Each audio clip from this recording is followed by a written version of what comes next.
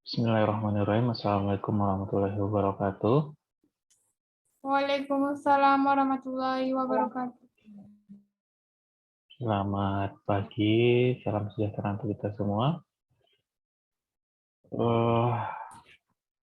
Selamat pagi, Pak. Ya, alhamdulillah masih diberi kesempatan dan kesehatan ya untuk melaksanakan perkuliahan kita pada pagi hari ini.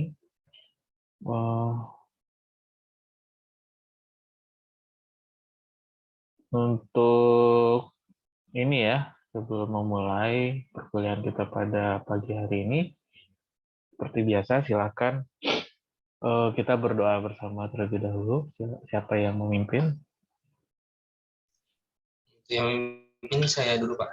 Silakan, Liv. Sebelum kita memulai pelajaran pada pagi ini, lebih baik kita berdoa menurut agama kita masing-masing. Berdoa dimulai.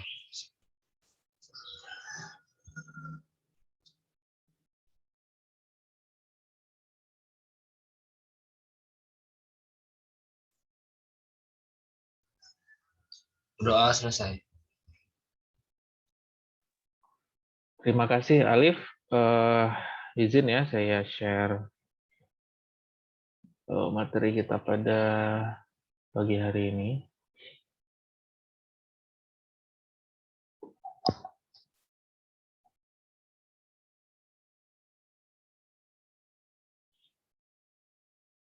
Sudah terlihat belum? Sudah, Pak. Sudah, Pak.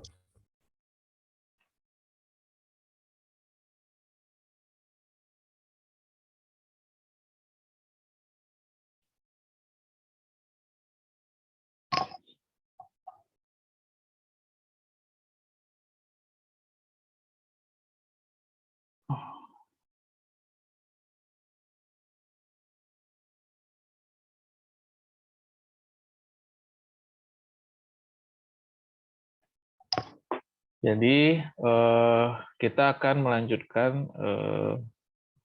ini ya, metode seleksi pada tanaman menyerbuk sendiri, populasi hasil persilangan atau populasi bersegregasi. Kemarin atau minggu lalu kita sudah sampaikan atau sudah pelajari dua ya. Pertama itu metode seleksi Bull, yang kedua metode seleksi pedigree. Sebelum saya lanjut ke metode seleksi SST, ada yang mau ditanyakan terkait dua metode yang tadi, metode yang minggu lalu? Ada yang mau didiskusikan terlebih dahulu?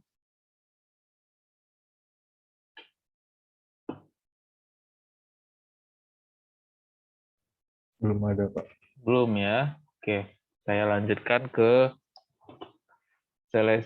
seleksi single seed design. Ya, ini konsep dasarnya, prinsip dasarnya yaitu terkait dengan populasinya, yaitu berasal dari hasil persilangan atau hibridisasi antara dua tetua, didapatkan nanti F1, F1-nya dibiarkan menyerbuk sendiri atau selfing akan menghasilkan populasi bersegregasi atau F2. Prinsipnya di sini memilih individu tanaman yang dianggap baik. Ya, yang dipilih prinsipnya individu. Setiap tanaman terpilih ditanam hanya satu biji untuk mendapatkan satu tanaman pada generasi berikutnya. Ya, ini keywordnya ya, karena kan single seed, makanya di sini setiap tanaman terpilih di F2 itu hanya ditanam satu biji untuk mendapatkan satu tanaman pada generasi berikutnya. Tidak memerlukan pencatatan yang intensif, jadi metodenya sangat sederhana dan ekonomis. Akan lebih mudah dilakukan untuk tanaman yang jumlah biji per tanamannya sangat banyak. Tapi tidak menutup kemungkinan ya, Tidak mesti, misalkan kita terbatas jumlah bijinya juga tidak masalah sebenarnya. Karena kan yang ditanam hanya satu biji untuk setiap tanaman terpilih.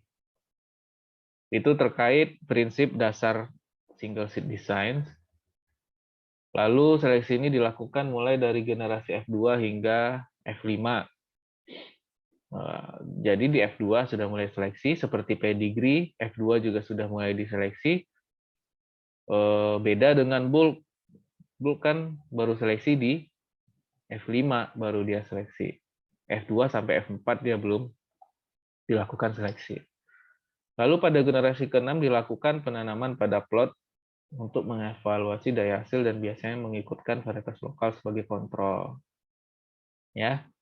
Jadi pada generasi ke-6 itu artinya tanaman F5 yang terpilih kan dapat benih F6. Nah, kalau dari F2 sampai F5 itu ditanam satu tanaman satu biji, kalau di F6 ditanamnya sudah per plot. Jadi misalkan satu tanaman F5 yang terpilih itu ditanam per plotnya 20 atau mungkin 50 gitu. Jadi tidak satu tanaman satu biji lagi ketika di generasi ke-6. Sudah ditanam per plot sekalian untuk menguji evaluasi daya hasil dengan mengikutkan varietas lokal sebagai kontrol. Tanaman pada plot yang menunjukkan tampilan yang baik dipanen dan dianggap sebagai galur halapan untuk dilakukan selanjutnya uji daya hasil lanjutan.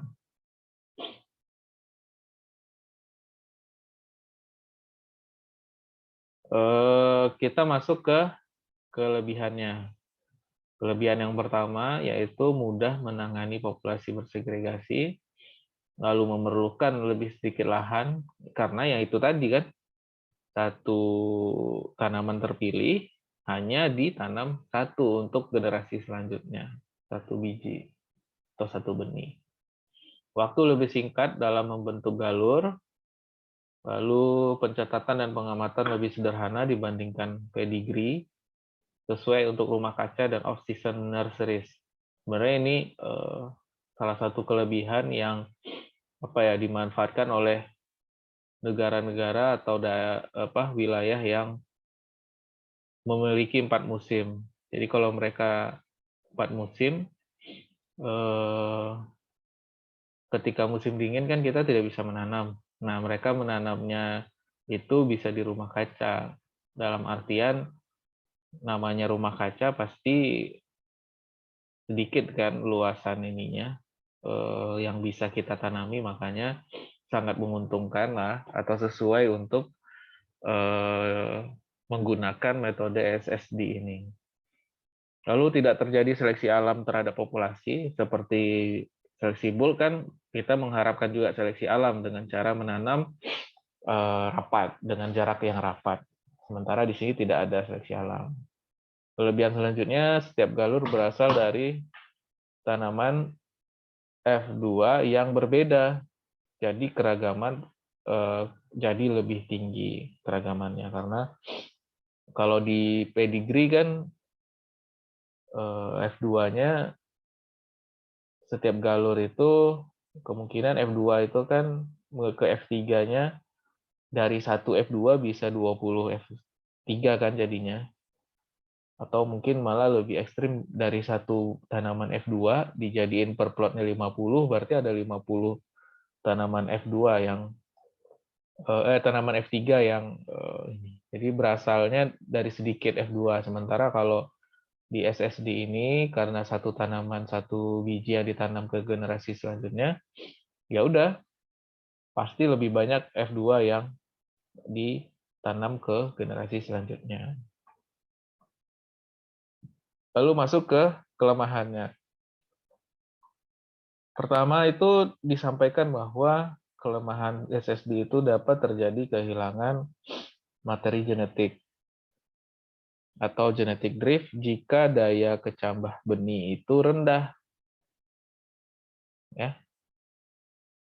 Yang kedua, dapat kehilangan materi genetik jika pengamatan pada awal generasi tidak cermat, jumlah benih F2 yang ditanam harus dihitung dengan tepat, lalu perlu waktu lebih besar saat panen, karena kita memisahkannya itu satu tanaman, satu plastik panen. Sama seperti F2 kan. Jadi dibandingkan metode bulk, ya udah panen F2 300 tanaman itu ya gabung aja dalam satu plastik. Nah, makanya di sini perlu waktu lebih besar saat panen dibandingkan metode bulk. Yang kelima, kurang efektif untuk karakter dengan heritabilitas rendah. Nah, yang keenam, identitas tanaman unggul dari F2 tidak diketahui. Karena kita tidak melakukan pencatatan seperti di pedigree. Itu terkait prinsip, terkait kelemahan, kelebihannya untuk metode SSD. Ada yang mau ditanyakan atau didiskusikan? Sebelum saya lanjut ke metode terakhir, metode backcross atau silang balik.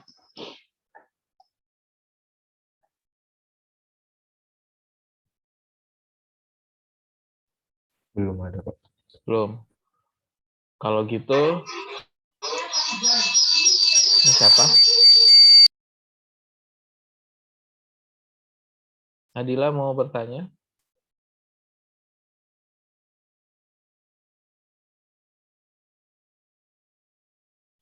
Ya, kalau tidak ada,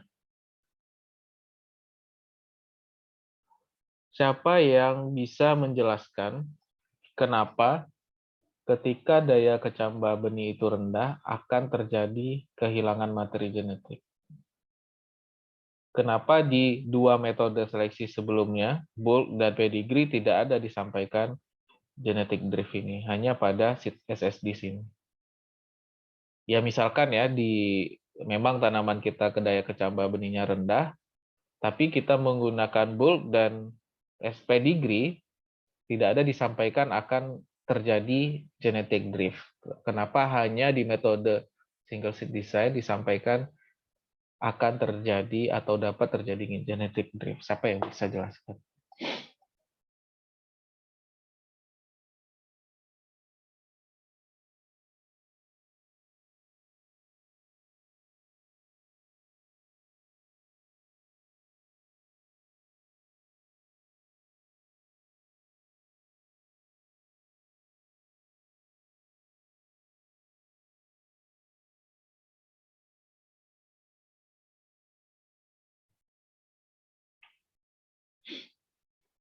Siapa yang bisa menjelaskan? Kenapa hanya SSD yang disampaikan akan dapat terjadi genetic drift atau kehilangan materi genetik?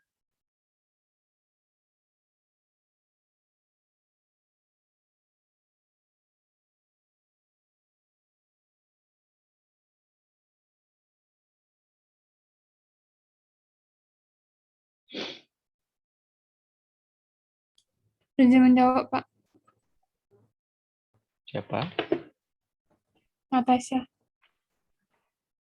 Oke, silakan Natasha.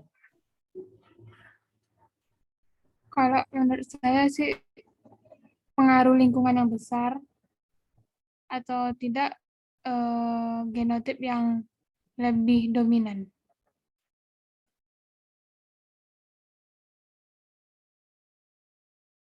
Sudah? Udah, Pak. Ketika di pedigree dan bulk, kan sama aja, tanamannya sama. Kan saya sampaikan tadi di awal, kita punya tanaman yang sama nih, anggaplah kedelai. Yang misalkan kedelai kita itu daya kecambah benihnya rendah. Kalau kita pakai bulk, nggak akan, maksudnya tidak terjadi dia genetic drift. Kita pakai pedigree, tidak terjadi dia genetic drift.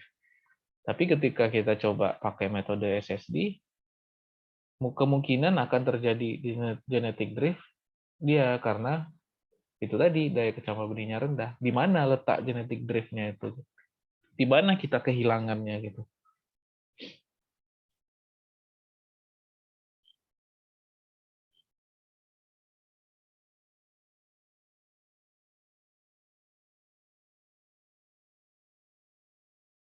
Di mana letak kehilangannya? Ini terkait prosedur ininya ya, prosedur seleksinya.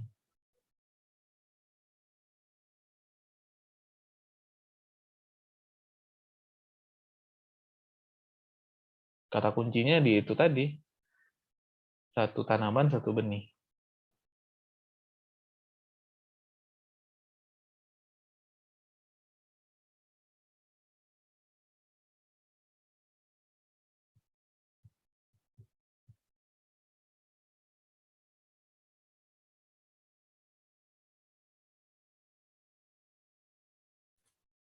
Izin Pak Daniel Pak, Silakan. coba berpendapat Pak. Hmm. Mungkin karena pada tahap seleksi SSD ini kan Pak, di tahap F2-nya itu biji yang diambil itu secara acak Pak, dari satu tanaman. Jadi ada kemungkinan dapat biji yang memiliki daya kecambah yang rendah Pak. Iya, memang ngacak di bulk juga ngacak kan.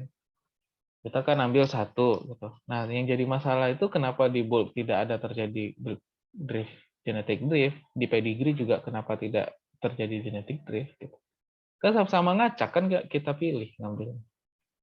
Bedanya kan SSD satu tanaman satu benih, pedigree satu tanaman itu kita ambil misalkan 20 benih. Nah, kalau bulk lebih ekstrim lagi kan. Ya udah satu hamparan panen misalkan dapat bijinya 10 kilo, 10 kilo itu diacak gitu. Nah, kenapa dari 2 itu, 3 itu hanya SSD yang akan terjadi genetic drift kalau DB-nya rendah. Nah, tanamannya sama nih semuanya. Anggaplah memang kedelai kita tuh DB-nya rendah. Jadi kita gunakanlah 3 metode ini. Tapi di 3 metode ini hanya SSD yang terjadi genetic drift. Siapa yang bisa jelaskan? Izin mencoba menjawab Pak Aulia Herdayani Ridwan. Aulia, Herdayani Ridwan Pak.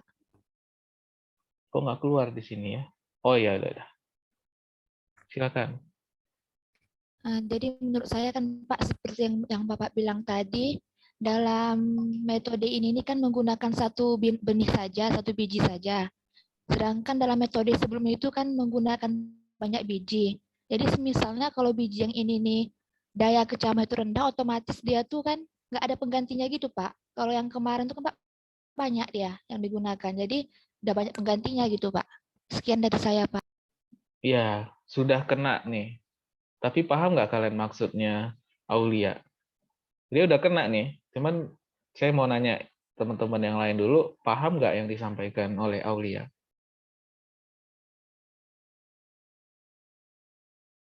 Paham nggak? Paham Pak. Paham? Daniel paham? Kurang Pak, kurang paham. Kurang. Yang lain? Kurang Pak, di bagian banyak sama sedikit ya Pak. Pak, saya ingin menambahkan boleh Pak? Siapa nih? Natasha ya? Silakan Kalau menurut Natasha. saya metode SSD itu menggunakan populasi awalnya itu menggunakan F2, sedangkan yang lainnya itu cuma genetikanya itu dari F1 gitu. Kita kan semuanya F2, Natasha. Bull kan F2 juga. Populasi awalnya, Pak. Iya. Populasi awalnya. Kan makanya judul mataku atau subbabnya kan metode seleksi tanaman menyerbuk sendiri pada populasi bersegregasi atau populasi hasil persilangan. Nah, semuanya kita mulai seleksi itu di F2. Kan itu yang saya jelaskan di awal kan. Populasi bersegregasi itu adalah populasi F2. Aulia coba jelaskan lagi. Tidak apa-apa Natasha ya. Baik Pak, izin menjelaskan kembali. Ya, silakan. Jadi kan kalau di metode SSD ini tadi Bapak bilang kita tuh cuma menggunakan satu benih saja. Sedangkan di metode sebelum-sebelumnya itu kita menggunakan banyak benih. Jadi di metode SSD ini jika benihnya tuh berkecambahnya kurang, otomatis kita kan kehilangan yang nggak ada yang ganti gitu. Kalau yang metode lain kan banyak tadi digunakan benihnya. Jadi kalau hilang satu bisa ganti yang lain. Seperti itu. Masih belum mengerti? Atau perlu bantuan saya coba jelaskan lagi? Kalau Udah, Pak. Udah, Pak. udah ya. Perlu saya bantu lagi nggak biar lebih ini? Boleh, Pak. Perlu. Boleh ya. Boleh. Ini saya coba bandingkan dulu SSD sama pedigree. Ya. Kalau bisa catat silakan catat. Kalau bisa paham dengan sendirinya nggak apa-apa. Di SSD kan kita memilih individu F2 ya. Begitu juga dengan pedigree, memilih individu F2. Misalkan dari 300 tanaman kita pilih 10 tanaman ya. Kalau pedigree dari 10 tanaman itu misalkan F2 tanaman nomor 1 ditanam 50 karena dalam satu plot. Terus F2 nomor 2 ditanam lagi 50 tanaman karena dalam satu plot. Begitu selanjutnya sampai tanaman nomor 10. Misalkan kita seleksi sampai 10 tanaman. Dah kan? Jadi setiap satu F2 terwakili oleh 50 tanaman. Ya. Kita balik ke SSD. SSD misalkan kita pilih 10 tanaman, tapi ketika ditanam F3-nya, F2 nomor 1 tanamannya cuma 1. F2 nomor 2 tanaman F3-nya cuma 1. Sampai tanaman nomor 10. Nah, misalkan tanaman F2 nomor 1 tidak berkecambah atau mati, ya bijinya, berarti kan di SSD F2 nomor 1 tidak ada kan tanamannya? F2 nomor 1, F3-nya kan jadi nggak ada. Nah, bayangkan di pedigree, kita nanam F2 tanaman nomor 1, ada 50 tanaman. Mati 10 pun masih ada 40 penggantinya kan? Nah, itu yang disampaikan Aulia tadi gitu. Makanya ketika SSD kita pilih satu individu yang bagus. Tapi karena hanya satu tanaman yang dilanjutkan ke F3, ketika dia tidak berkecambah, dalam artian tidak tumbuh, kehilangan kan kita F2 yang bagus tadi itu. Nggak ada gantinya gitu, nggak ada backup-nya gitu. Bagaimana? Sampai situ paham nggak? Makanya terjadi genetic drift. Paham, Pak. Paham ya? Semua ya? Kalau masih belum paham, sampaikan saja, nggak apa-apa. Nah, oke. Syukurlah kalau paham. Makasih ya Aulia ya bantuannya. Walaupun Baik, Pak. kita lanjut ya. Jadi SSD sangat cocok itu untuk heritabilitasnya tinggi, sedang atau tinggi. Lalu kata kuncinya itu tadi ya, satu tanaman, satu apa? Satu tanaman, Itu benih, Pak. satu benih. Namanya aja udah single seed. Ya, satu benih. Oke. Kita lanjut ke backcross. Ini seleksi terakhir untuk metode tanaman menyerbuk sendiri pada populasi bersegregasi. Tapi sebenarnya di sini jatuhnya ya nanti kalian paham sih, bukan segregasi sih jatuhnya, karena kita tujuannya bukan segregasi tapi populasi hasil persilangan. Jadi dia tidak sampai F2, di F1 kita sudah mulai backcross dia gitu. Jadi dia hasil persilangan juga, hasil hibridisasi juga, tapi bukan populasi bersegregasinya yang kita seleksi, tapi memang kita di F1 langsung kita backcross. Masuk ke prinsipnya, dia itu menyilangkan dua tetua yang masing-masing mempunyai kelebihan dan kelemahan. Tujuannya untuk mentransfer sifat tetua donor, biasanya dilambangkan dengan huruf B, kepada tetua recurrent-nya yang sering dilambangkan dengan huruf A. F1 hasil persilangan A silang B dikawinkan kembali dengan ini bukan induk donor ya. Bentar, saya stop share dulu ya.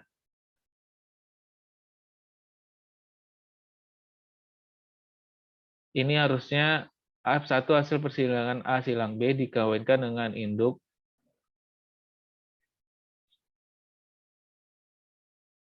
recurrent-nya.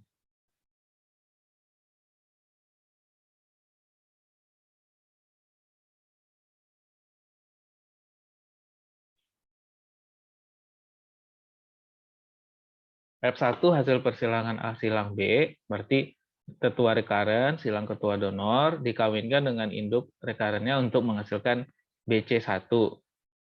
BC itu berarti back cross. Disingkat ya, jadi BC1. Selanjutnya, keturunan BC1 ini dikawinkan lagi dengan tetua recurrent untuk menghasilkan BC2.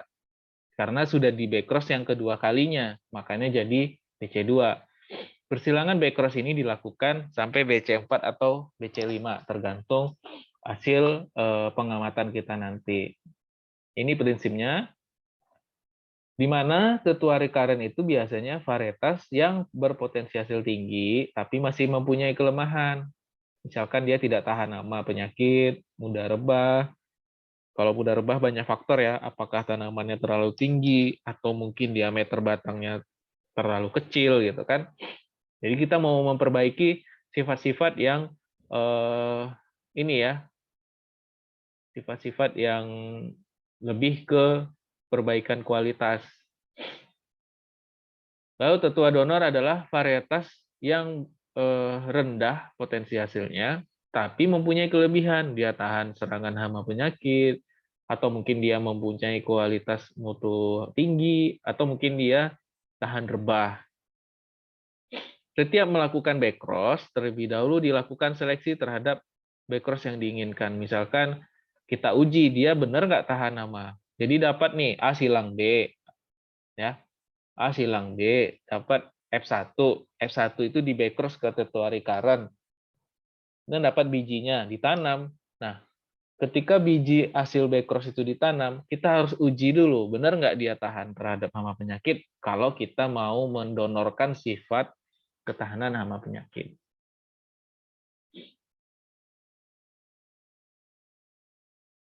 Nah, ini terkait persentase silang balik yang diperlukan untuk mengembalikan proporsi gen tetua recurrent. Jadi, misalkan tetua A silang B, F1 itu kan 50-50 berarti kan? Ya. Ketika F1 ini di backcross ke recurrent atau A, berarti 25% dari tempat donor ini pindah ke sini. Secara persentase genetiknya ya, komposisi gen yang ada di dalam BC1 F1 itu setengahnya diambil dari donor. Makanya di sini 25-nya bertambah ke 50, jadi 75. Begitu selanjutnya sampai BC5 F1. Itu terkait proporsinya. Kalau 25 kan bagi 2 12,5 kan? 12,5-nya ditambahkan ke sebelah. Nah, itu bisa dihitung pakai rumus ini. Misalkan aja BC6. Berapa nilainya? Atau BC7 lah, karena kalau 6 kan tinggal ini bagi 2, tambahin ke sini. Nah, kalau BC7 bisa pakai rumus ini. Berarti 1 dikurang setengah pangkat 7 tambah 1, berarti setengah pangkat 8, berapa hasilnya, lalu dikurangin 1. Kalau tetua donornya, berarti setengah pangkat 7, karena kita mau mencari turunan backcross ke 7 kan? 7 tambah 1. Nanti hasilnya segitu. Untuk mencari ininya. Nah, kita masuk ke prosedur. Jadi prosedur ini terbagi dua. Ya, saya mencontohkan di sini untuk terkait resistensi terhadap hama penyakit. Misalkan resistensi itu atau ketahanan itu dikendalikan oleh gen dominan.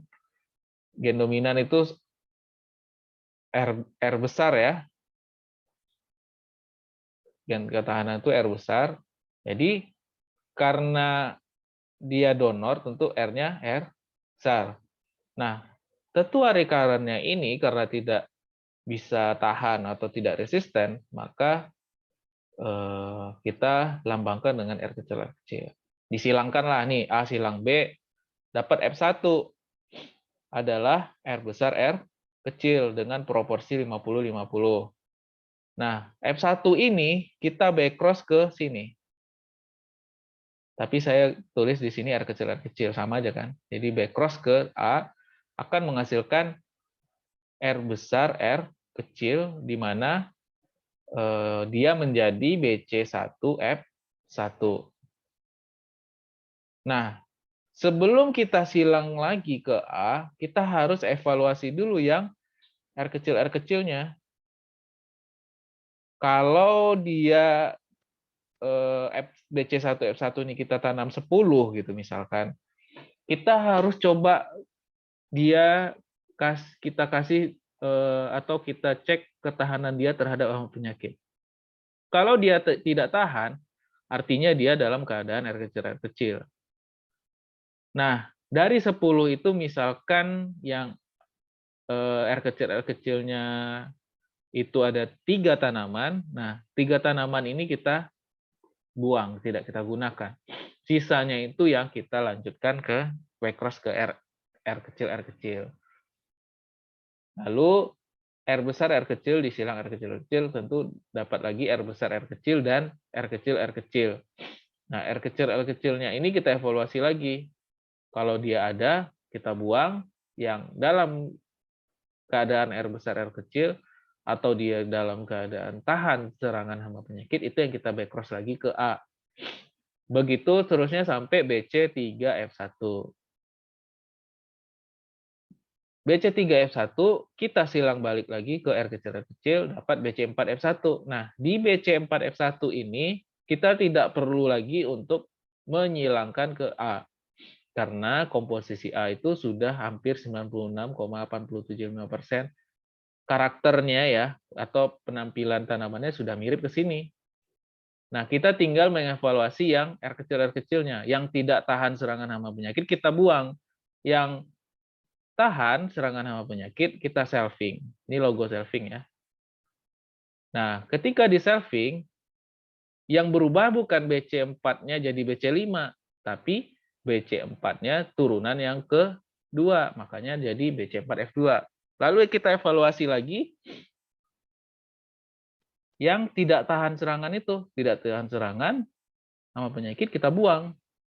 Yang tahan kita saving, nanti dapat yang BC4 keturunan ketiga. Nah, biasanya di BC4F3 atau BC4F4 itu sudah dia sudah tahan serangan hama penyakit, bentuknya sudah kembali seperti tetua varietas unggulnya. Sampai sini ada yang mau ditanyakan?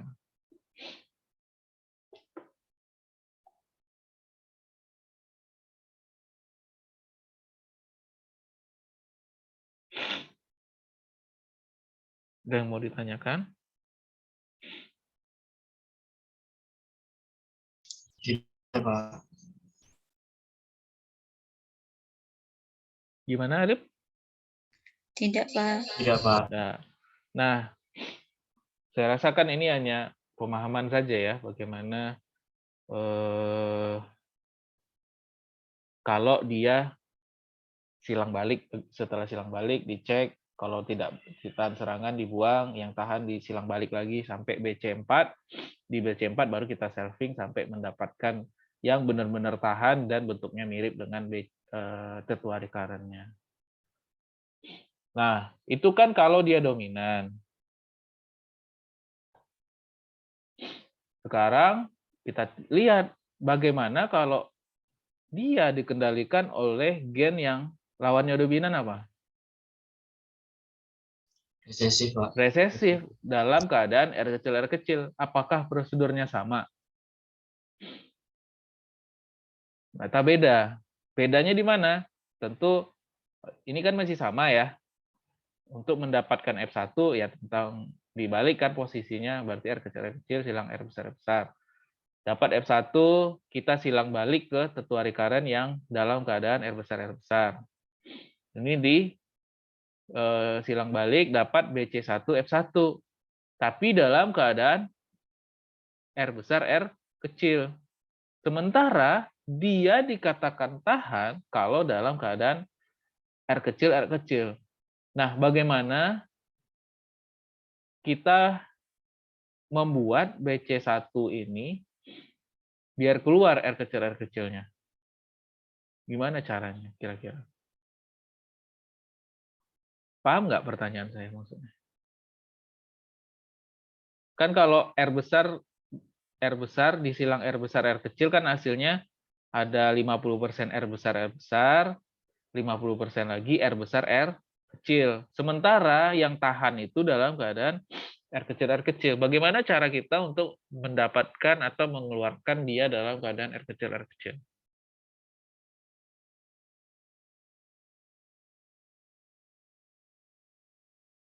Gimana caranya?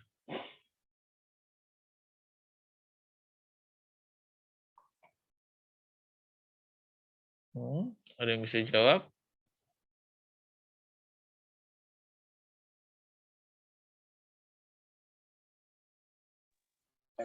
Izin Pak. Siapa tuh? Silakan, siapa yang izin tadi tuh? Isbullah, Pak. Ya, silakan. Disilangkan dengan B donor itu lagi, Pak, dengan R kecil itu. Ada cara yang lebih mudah, nggak perlu disilangkan.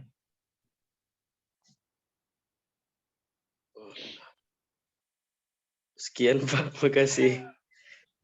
Langsung nyerah, nggak keren ah.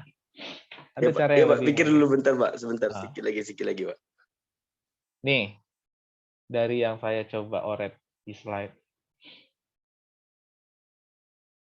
Ini kan BC1F1 itu sebenarnya dalam keadaan seperti ini kan. Ada yang dalam R besar, atau dalam keadaan R besar. Ada yang R besar R kecil, ada dalam keadaan R besar. Bagaimana caranya ini itu bisa keluar R kecilnya? Selain Disilangkan sesama itu lagi, Pak. Sesama F1. sesama BC1F1-nya, ya kan? Isbullah tuh Ya, ya. sama BC1 F1. Nah, Ya, kalau Pak. ini R disilang, besar Mbak. R kecil, silang R besar R kecil. Ya, ini kalau di selving, ini kan 100% tetap seperti ini kan. Tapi kalau ini disilang balik ke dianya atau selving, hasilnya apa? R besar. R besar R besar. Terus? R besar R kecil. R besar R kecil. R besar R kecil. Iya, ini R besar 1:2 R kecil, banding 1 gitu kan. Iya, Pak. Nah, makanya untuk mengeluarkan ini, kita lakukan selving. Ini kan lambang selving. Ya. Jadi BC1F1 di selving dulu untuk mengeluarkan ini. Ya. Makanya ketika ini di selving, BC1 itu menjadi BC1F2 karena sudah turunan dari BC1F1. Nah, BC1F2 ini sebelum disilang balik ke A, kita cek dulu kalau dia tahan serangan hama penyakit apa tidak. Kalau kita kasih serangan hama penyakit dia tahan, nah yang tahan itulah yang dilanjutkan disilang balik ke recurrent. Tadi kan beda kan? Kalau tadi ya udah BC1F1 langsung silang aja, BC2F1 langsung silang aja. Kalau ini sekarang di selving dulu, dicari yang tahan itu yang disilang balik. Dapatlah BC2F1, tapi masih dalam keadaan R besar R kecil kan? Nah, buat mengeluarkan lagi R kecilnya, disilang balik lagi. Atau disilang sama diri dia sendiri lagi. Atau selving, baru dapat BC2F2. Dicek, dia tahan apa enggak? Nah, yang tahan baru di selving lagi. Dapat BC3F1. BC3F1 karena tidak ada yang R kecil, di selving lagi biar dapat BC3F2 yang ada individu R kecilnya. Ketika dia tahan serangan hama penyakit, itu yang di selving balik ke A. Sampailah dapat BC4F1. BC4F1 ini kita tinggal lakukan selving. Pokoknya sudah BC4, kita tidak perlu silang balik lagi ke tetua recurrent. Tinggal selving, dapatlah nanti BC4F3 yang membawa sifat donor, tapi posisi dia atau penampilan dia mirip dengan tetua recurrent. Sampai situ, paham bedanya ya? Seleksi backcross untuk yang dominan, seleksi backcross untuk yang gennya dikendalikan oleh gen resesif.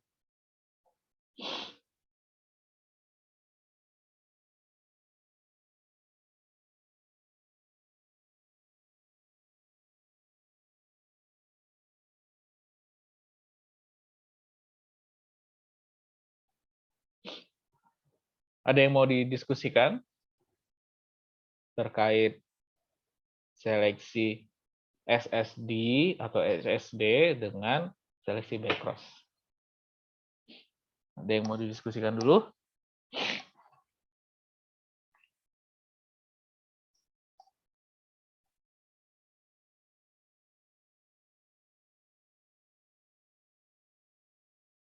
Ada yang mau ditanyakan? Maaf ya, saya lagi kurang sehat nih. Jadi kalau kurang maksimal ngajarnya, saya mohon maaf. Ada yang mau didiskusikan? Tidak, Pak. Tidak, Pak. Tidak ya. Kalau tidak, saya akan bagi kelas ini ke dalam, kita berapa orang? Berapa orang apa Alif? Siapa sih komtingnya? Lupa saya. Alif ya? Ya, Pak. Saya, Pak. Berapa orang kita sekelas? 38. 39, Pak. 39. Yang absen 38, yang hadir 33. Kita bagi ke dalam 5 kelompok.